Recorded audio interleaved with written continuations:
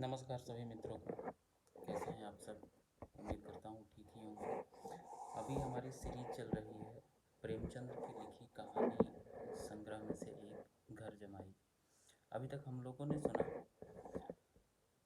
कि जो कहानी का नायक है हरिधन, बीते कुछ महीने से, तकरीबन 1 डेढ़ महीने से उसके साथ जो उसके ससुराल में व्यवहार हो रहा था, जो भी हो रहा था, गलत हो रहा था, सही हो रहा था, उसी को लेकर के उसके मन में बहुत सारा उधेड़बुन चल रहा था। एक उसके मन के भीतर में तूफान उठा हुआ था उन सभी को लेकर के। फिर हम लोगों ने देखा कि वो कैसे नहीं अपनी पत्नी के बुलाने पे खाने गया, नहीं सास के बुलाने पे खाने गया। अब है उससे आगे। हरिधन अभी भी पड़ा पड़ा वहीं सुलग रहा था अंदर अंदर। वहीं जो पेड़ के चबूतरे में बाहर लेटा हुआ था, वहीं पे अभी भी पड़ा हुआ है। दोनों साले बाहर आए। बड़े साहब बोले, भैया उठो, तीसरा पहर ढल गया है, कब तक सोते रहोगे? सारा खेत पड़ा हुआ है। हरिधन तर चट से उठ करके बैठ गया और तीव्र स्वर में बोला, क्या तुम लोगों ने मुझे उल्लू समझ लिया है? दोनों साले हक्के बक्के हो गए। जिस आदमी ने कभी जबान तक नहीं खोली, हमेशा गुलामों की तरह हाथ बांधे हाजिर रहा, वह आज एकाएक इतना आत्माभिमानी कैसे हो गया? यह उनको चौंका देने के लिए काफ़ी था। उन लोगों को कुछ जवाब नहीं सोचा। सॉरी।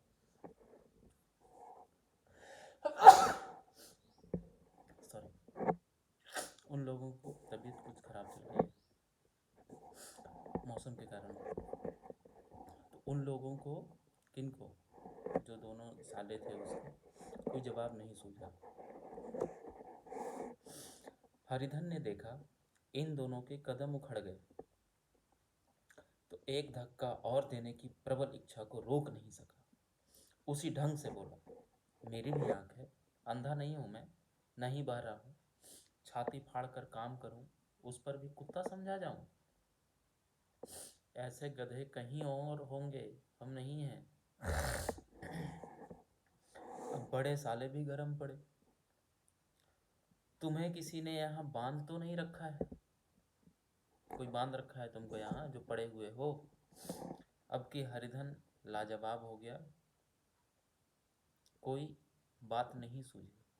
इसके प्रत्युत्तर में उसको देने के लिए कोई बात नहीं सूझी। बड़े ने फिर आकर उसी ढंग से कहा, अगर तुम यह चाहो कि जन्म भर पाहुन बने रहो और तुम्हारा वैसा ही आदर सत्कार होता रहे, तो यह तो भैया हमारे बस की बात नहीं है। हरिधन ने आंखें निकाल कर कहा, क्या मैं तुम लोगों से कम काम करता हूँ? बड़े, यह कौन कहता है? हरिधन, तो तुम्हारे घर की नीति है कि जो सबसे ज़्यादा काम करे वही भूखों मारा जाए? तो बड़े साले ने कहा, तुम खुद खाने नहीं गए, क्या कोई तुम्हारे मुंह में कौर डाल देता आकर के? हरिधन ने होठ चबा कर कहा, मैं खुद खाने नहीं गया, कहते तुम्हें लाज नहीं आती? साले ने कहा, बहन नहीं आई थी बुलाने? बहन आई थी बाहर बुलाने आपको। उस पर छोटे साले ने कहा, अम्मा भी तो आई थी, तुमने ही कह दिया मुझे भूख नहीं है, तो क्या करती? सास भीतर से लपकी चली आ रही थी। यह बात सुनकर बोली, कितना कहकर हार गई, कोई उठे तब ना, मैं क्या करूं? हरिधन ने विष, खून और आग से भरे हुए स्वर में कहा, मैं तुम्हारे लड़कों का जूठा खाने के लिए हूं? मैं कुत्ता हूं कि तुम लोग खाकर मेरे सामने रोखी रोटी का टुकड़ा फेंक दो? बुढ़िया ने ऐंठ कर कहा, तो क्या तुम मेरे लड़कों की बराबरी करोगे? हरिधन परास्त हो गया। बुढ़िया ने एक ही वाक प्रहार में उसका काम तमाम कर दिया। उसकी तनी हुई भावें ढीली पड़ गई, आंखों की आग बुझ गई, फड़फड़ाते हुए नथने शांत हो गए, किसी आहत मनुष्य की भांति। वो जमीन पर गिर पड़ा। क्या तुम मेरे लड़कों की बराबरी करोगे? क्या तुम मेरे लड़कों की बराबरी करोगे? यही बात उसके मन मस्तिष्क में छा गया। यह एक वाक्य लंबे भाले की तरह उसके हृदय में चुभता चला गया। न हृदय का अंत था, न ही उस भाले का। सारे घर ने खाया, पर हरिधन न उठा। सास ने मनाया, सालियों ने मनाया, ससुर ने मनाया, दोनों साले मनाकर थक गए, हरिधन नहीं उठा। वहीं द्वार पर एक टाट पर पड़ा रहा। उसे उठाकर सबसे अलग कुएं पर ले गया, जगत पर बिछा करके पड़ा रहा। ससुराल, हरिधन के ससुराल का जो घर था उसके बाहर में खाट था, और पहले के गांव के आसपास, घर के आसपास तो कुआं हुआ करता था। तो बाहर जो खाट पड़ा हुआ था उसको घर से हटा करके जो कुछ दूरी पे कुआं था वहाँ पे ले जा करके खाट बिछाया और आराम से पड़ा रहा, ताकि कोई और उसको डिस्टर्ब नहीं करे। रात भीग चुकी थी। अनंत प्रकाश में उज्जवल तारे बालकों की भांति क्रीड़ा क्रीड़ा कर रहे थे। कोई नाचता था, कोई उछलता था, कोई हंसता था, कोई आंखें मीच कर फिर खोल देता था। रह रह कर कोई साहसी बालक सपाटा भरकर एक पल में उस विस्तृत क्षेत्र को पार कर लेता था और जाने कहाँ छिप जाता था। जो हम लोग तारा टूटना बोलते हैं ना, तारा टूटना, उसको कितना बढ़िया तरीके से इन्होंने शब्दबद्ध किया है। हरिधन को अपना बचपन याद आया। वो खाट पर पड़े पड़े वहीं कुएं के चबूतरे के पास, जो घर से कुछ दूरी पे था जहाँ खाट लग गया था, सॉरी, वहीं कुछ दूर पड़े पड़े चुपचाप एकटक आसमान को निहारता रह रहा था। आंखों में नींद तो थी नहीं, मन में उधेड़पुन चल रहा था। चुपचाप सर आसमान की ओर आंख टिका दिया किसी तारे पर, तो हरिधन को बचपन का याद आया, जब वह इसी तरह क्रीड़ा करता था, खेला करता था। उसकी बाल स्मृतियां उन्हीं चमकीले तारों की भांति प्रज्वलित हो गई। बचपन के ख्यालों में चला गया। जब भी इंसान को कहीं चोट लगती है, हृदय पर धक्का लगता है, तो वह तुरंत में किसी खुशनुमा पल को जीना चाहता है, उससे दूर निकलना चाहता है। और इसका एक बहुत बड़ा माध्यम था हरिधन के पास में। जैसे उसने अपने गांव में बचपन बिताई थी, तुरंत से बचपन की यादों में खो गया। उन्हीं स्मृति उसकी बाल स्मृतियां उन्हीं चमकीले तारों की भांति प्रज्वलित हो गई। वह अपना छोटा सा घर, वह आम के बाग जहाँ केरिया चुना करता था, छोटे छोटे आम होते, केरिया चुना करता था, वह मैदान जहाँ वह कबड्डी खेला करता था, सब उसे याद आने लगा।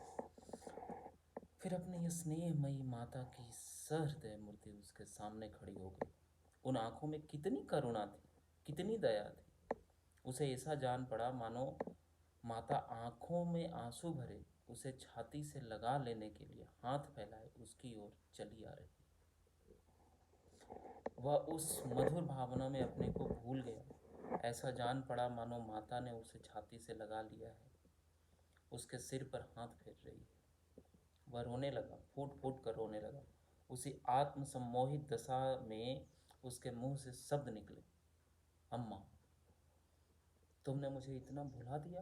देखो तुम्हारे प्यारे लाल की क्या दशा हो रही है। कोई उसे पानी को भी नहीं पूछता। क्या जहाँ जहाँ तुम हो वहाँ मेरे लिए जगह नहीं है। हरिधन बड़े भावना विभोर होकर के सारी बातें बोल रहा है, अपने मन में ही बोल रहा है कि माँ, जहाँ तुम हो क्या वहाँ मेरे लिए अब कोई जगह नहीं है। सहसा गुमानी ने आकर पुकारा। गुमानी हरिधन की पत्नी, क्या सो गए? नौज किसी को ऐसे राक्षसी नींद आए, चलकर खा क्यों नहीं लेते हो? कब तक कोई तुम्हारे लिए बैठा रहे?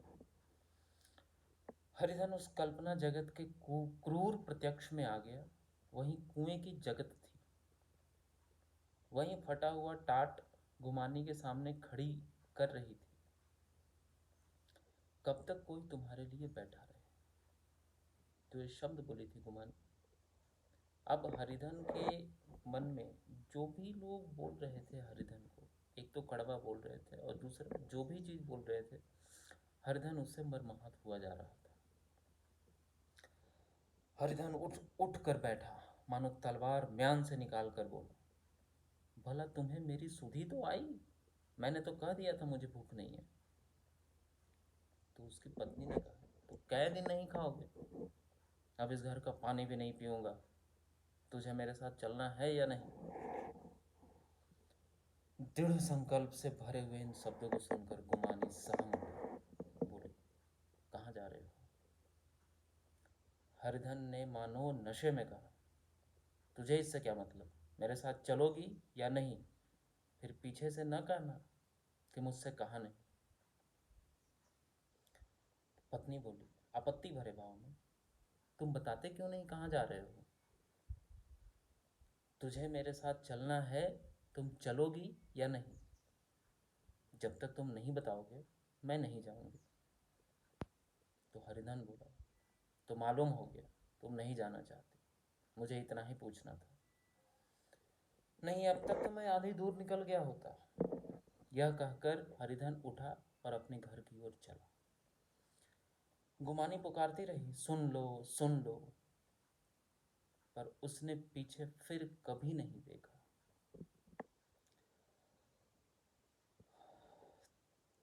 30 मील की मंजिल हरिधन ने 5 घंटों में तय की। जब वह अपने गांव की अमराइयों के सामने पहुंचा, अपने गांव के नज़दीक पहुंचा, तो उसकी मातृ भावना उषा की सुनहरी गोद में खेल रही थी। उन वृक्षों को देखकर विह्वल हृदय नाचने लगा। आप जब बहुत दिन के बाद किसी ऐसी जगह पे, किसी ऐसी व्यक्ति विशेष से या कोई ऐसा काम करते हैं जिसकी मानो प्रतीक्षा आप वर्षों से कर रहे हो, उसके लिए साधना आप वर्षों से कर रहे हो, वो यदि फलीभूत हो जाए तो आपके अंदर का उत्साह,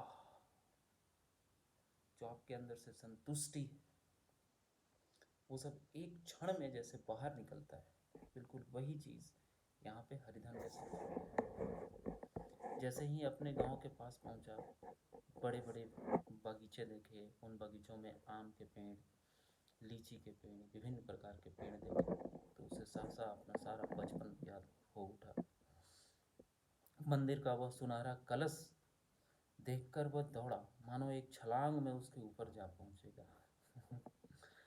वह वेग से दौड़ा जा रहा था, मानो उसकी माता गोद फैलाए उसे बुला रही हो। जब वह आमों के बाग में पहुंचा, जहां डालियों पर बैठकर वह हाथी की सवारी का आनंद लिया करता था, जहाँ के बच्चे बेरों और लिसोड़ों में एक स्वर्गीय आनंद था, तो वह बैठ गया, भूमि पर सिर झुका करके रोने लगा, मानो अपनी माता को अपनी विपत्ति कथा सुनाने आया हो। वहाँ की वायु में, वहाँ के प्रकाश में, मानो उसकी विराट रूपणी माता व्याप्त हो रही थी। वहाँ की अंगुल अंगुल भूमि माता के पद चिन्हों से पवित्र थी। माता के स्नेह में डूबे हुए शब्द अभी तक मानो आकाश में गूंज रहे थे। इस वायु और इस आकाश में न जाने कौन सी संजीवनी थी, जिसने उसे शोकार्त हृदय को बालोत्साह से भर दिया था। अपने गांव में पहुंच के जितना दुख तकलीफ था, जितना वो कल रात में दुखी था, क्षुब्ध था, क्रोध से भरा हुआ था, ईर्ष्या था, अपने गांव में आते ही ये सारा खत्म हो गया और उसके अंदर एक एक बाल उत्साह सा भर गया, जैसे बालकों में उत्साह होता है। बिल्कुल उसी उत्साह से हरिधन अभी भर गया था अपने गांव आकर के। वह एक पेड़ पर चढ़ गया इसी उत्साह में और आम तोड़कर खाने लगा। सास के वो कठोर शब्द, स्त्री को का वह निष्ठुर आघात, वह सारा अपमान भूल गया। उसके पांव फूल गए थे, तलवों में जलन हो रही थी, पर इस आनंद में उसे किसी बात का ध्यान नहीं रहा। सहसा रखवाले ने पुकारा। गांव में आप लोग भी, यदि आपका बचपन गांव में बीता हो तो आप इस बात से ताल्लुक़ रख रहे होंगे। तो सहसा जो उस बागीचे का रखवाला था वो पुकारा, वो कौन ऊपर चढ़ा हुआ है रे, उतर, अभी नहीं तो ऐसा पत्थर खींच कर मारूंगा कि वहीं ठंडे हो जाओगे। उसने कई गालियां भी दी। इस फटकार और गालियों में इस समय हरिधन को अलौकिक आनंद मिल रहा था। वह डालियों में छिप गया, कई आम कटाकट नीचे गिर गए और जोर से ठट्ठा मार कर हंसा। ऐसे उल्लास से भरी हुई हंसी उसने बहुत दिनों से नहीं हंसी थी। रखवाले को वह हंसी परिचित मालूम हुई, मगर हरिधन यहाँ कहाँ? वह तो ससुराल की रोटियां तोड़ रहा है, कैसा हंसोड़ा था, कितना चिबिल्ला, न जाने बेचारे का क्या हाल है। पेड़ की डाल से तालाब में कूद पड़ता था। अब गांव में ऐसा कौन है? माली सोच रहा है। डांट कर बोला, माली फिर से डांट करके बोला, वहां बैठे बैठे हंसोगे तो सारी हंसी निकाल दूंगा, नहीं तो सीधे नीचे उतर, चुपचाप से नीचे उतर जाओ, नहीं तो वहीं आकर के हम तुम्हारा हंसी निकाल देंगे सब। वह गाली देने जा रहा था कि एक गुठली आकर के उसके सिर पर लगी। वो गाली देने ही जा रहा था, तभी ऊपर से एक गुठली उसके सिर पर लगी आकर के। सिर सहलाता हुआ बोला, यह कौन शैतान है, नहीं मानता, ठहरो तो, मैं आकर के तेरी अभी आकर के तेरी खबर लेता हूँ। उसने अपनी लकड़ी नीचे रख दी और बंदरों की तरह ऊपर चढ़ गया। देखा तो हरिधन बैठा मुस्कुरा रहा था। चकित होकर बोला, अरे हरिधन, तुम यहाँ कब आए? इस पेड़ से नीचे उतरो। कब तक इस पेड़ पर बैठे रहोगे? कब से इस पेड़ पर बैठे थे? दोनों बचपन के सखा वहीं गले मिले। यहाँ कब आए? चलो चलो, घर चलो भले आदमी। क्या वहाँ आम भी मैसर नहीं होते? आम भी खाने को नहीं मिलता था वहाँ अपने ससुराल में तो? हरिधन ने मुस्कुरा कर कहा, मंगरू, इन आमों में जो स्वाद है वह कहीं और के आमों में नहीं है। गांव का क्या रंग ढंग है? उसका दोस्त बोला, जिसका नाम मंगरू है, सब चैन चान है भैया। तुमने तो जैसे नाता ही तोड़ लिया। इस तरह कोई अपना गांव घर छोड़ कर जाता है क्या? जब से तुम्हारे दादा मरे सारी गृहस्थी चौपट हो गई। दो छोटे छोटे लड़के हैं, उनके लिए क्या होता है? हरिधन बोला, मुझे अब उस गृहस्थी से क्या वास्ता है भाई, मैं तो अपना ले दे चुका, मजूरी तो मिलेगी ना। तुम्हारी गया मैं ही चरा दिया करूँगा, मुझे खाने को दे देना। हरिधन क्यों बोला? क्योंकि हरिधन जब नई नई शादी करके अपने ससुराल में बसने की सोचा था, तो अपनी जायदाद को अलग बंटवा करके वह बहुत कम दाम में, कूड़े के भाव में लगभग बेच करके सारा पैसा अपनी सास को जा करके दे दिया था। इसीलिए वो बोला कि भैया अब उस संपत्ति से मेरा क्या वास्ता है, मैंने तो अपना हिस्सा लिया, बेच दिया, खर्च भी हो गया, अब मेरे पास तो फूटी कौड़ी है नहीं, तो भैया तुम्हारी ही गैया को मैं चरा दिया करूँगा, खाना तो मिल ही जाएगा तुम्हारे यहाँ से। मंगरू ने अविश्वास के भाव से कहा, अरे भैया कैसी बात करते हो, तुम्हारे लिए जान तक हाजिर है। क्या ससुराल में अब न रहोगे? कोई चिंता नहीं, पहले तो तुम्हारा घर ही है, उसे संभालो, छोटे छोटे बच्चे हैं उनको पालो। तुम नई अम्मा से नाहक डरते थे, बड़ी सीधी है, बस अपना ही माँ समझो, तुम्हें पाकर तो निहाल हो जाएगी। अच्छा घर वाली को तो लाओगे ना? हरिधन बोला, अब उसका मुंह नहीं देखूंगा मैं, मेरे लिए वो मर गई। तो उसका दोस्त बोला, मंगरू, तो दूसरी सगाई हो जाएगी, अब की ऐसी मेहरिया ला दूंगा कि पैर धो धो कर पियोगे, लेकिन कहीं पहली भी आ गई तो? हरिधन बहुत विश्वास से भरे स्वर में बोला, वह नहीं आएगी। हरिधन अपने घर पहुंचा तो दोनों भाई भैया आए चिल्लाते हुए कहकर भीतर अपनी माँ के पास दौड़ गए। उस घर में कदम रखते ही हरिधन को ऐसी शांति मिली, ऐसी शांति का अनुभव हुआ मानो वह अपनी माँ के गोद में बैठ गया। इतने दिनों ठोकरे खाने से उसके हृदय कोमल हो गया था। जहाँ पहले अभिमान था, आग्रह था, हेकड़ी थी, वहाँ अब निराशा थी, पराजय थी और याचना थी। बीमारी का जोर कम हो चला था।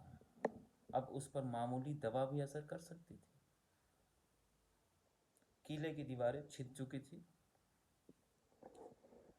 अब उसमें घुस जाना असाध्य न था। वही घर जिसे वह एक दिन विरक्त हो गया था, अब गोद फैलाए फैलाए उसे आश्रय देने को तैयार था। हरिधन का मन यह आश्रय पाकर मानो तृप्त हो गया। शाम को विमाता ने कहा, विमाता को जो उसके पिता ने दूसरी शादी कर ली थी, उसी को संबोधन किया गया है। शाम को विमाता ने कहा, बेटा तुम घर आ गए, हमारे धन भाग, अब इन बच्चों को पालो। माता का नाता ना सही, बाप का नाता तो है। मुझे मुझे एक रोटी दे देना, खाकर एक कोने में पड़ी रहूंगी। तुम्हारी अम्मा से मेरा बहन का नाता है, उस नाते से भी तो तुम मेरे लड़के होते ना। हरिधन की मातृ विह्वल आंखों को विमाता के रूप में अपनी माता के दर्शन में, घर के एक एक कोने में मातृ स्मृतियों की छटा चांदनी की भांति छिटकी हुई थी। विमाता का प्रौढ़ मुखमंडल भी उस छटा से रंजित था। काफी समय बीत चुका था, तो उसकी माता भी, जो विमाता थी, दूसरी माता थी, वो भी अब प्रौढ़ावस्था में आ चुकी थी। दूसरे दिन हरिधन फिर कंधे पर हल रखकर खेत को चला। उसके मुख पर उल्लास था, आंखों में गर्व। वह अब किसी का आश्रित नहीं था, आश्रयदाता था। किसी के द्वार का भिक्षुक नहीं था, घर का रक्षक था। एक दिन उसने सुना गुमानी ने दूसरा घर कर लिया। उसकी जो पहली पत्नी थी नायक हरिधन की, उसने सुना कि वो दूसरी शादी कर ली। किसी के द्वार का भिक्षुक नहीं। माँ से बोला, तुमने सुना का कि गुमानी ने घर कर लिया? तो काकी ने कहा, वो अपनी दूसरी माता को काकी पुकारता था। काकी ने कहा, घर क्या कर ली? ठट्टा है, बिरादरी में ऐसा अंधेर, पंचायत नहीं अदालत तो है। हरिधन ने कहा, नहीं काकी, बहुत अच्छा होगा। ला महावीर जी को लड्डू चढ़ाऊं, मैं तो डर रहा था कहीं मेरे गले ना आ पड़े। भगवान ने मेरी सुन ली, मैं वहीं से ये ठान कर चला था, अब उसका मुंह नहीं देखूंगा। तो दोस्तों, ये थी मुंशी प्रेमचंद के कहानी संग्रह में से एक कहानी, घर जमाई। धन्यवाद।